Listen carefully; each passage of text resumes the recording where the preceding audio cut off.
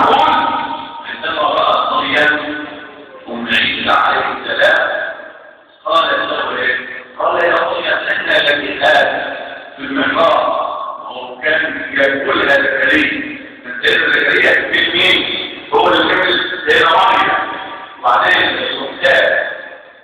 المحراب يعني تعقد فبعدين عن ايه؟ رزقا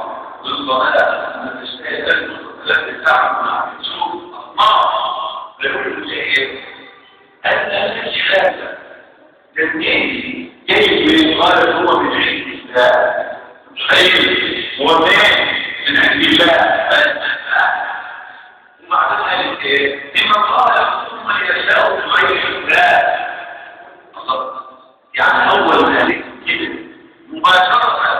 قال لا تكلم مباشرة وسألت تقول لي يقرأ فتبيلها فتبين هي بتقول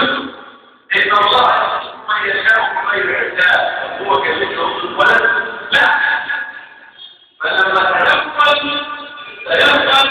ووجد قرآنا فكثيرا موضعا قرآنا وحديا هذا قرآن بمكان انت متخيل ولا بالله هو في مكان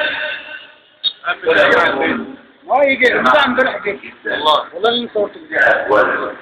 من كتاب الذريه المهمه صح تسكير ضروري وتسكير انت رفع على هذا الامر وان لم يستفي عنا بكى قلبك انت متخيل الله شيء قد يبكي وإذا ذكرته فما بكى ليه؟ ولا حدي طب تخيل أنا بقول لك فلك عن الإسلام واقرأ هذه الآيات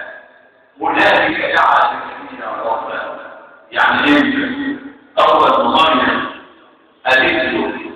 إن الله يشاء وغير الحساب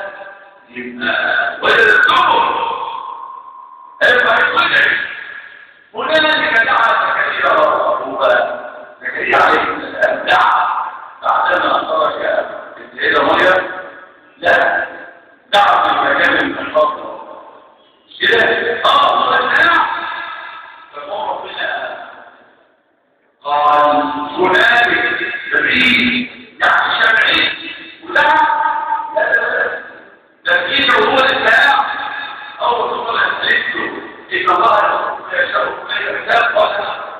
رب هذا يجعلوك ذرية طيبة طب ربنا الثاني يعني جايين فيه الله ايه يعني مع بعض هنا حق الزواج الله هنا شيء يبقى بيه جميع هنا كده كده تقوى نتكلم عن لغة عربية المعنى العام نتكلم المعنى الكبير يعني ربنا يبارك فيه عشان اللغة العربية بس نتكلم على المعنى اللغة العربية هنا بص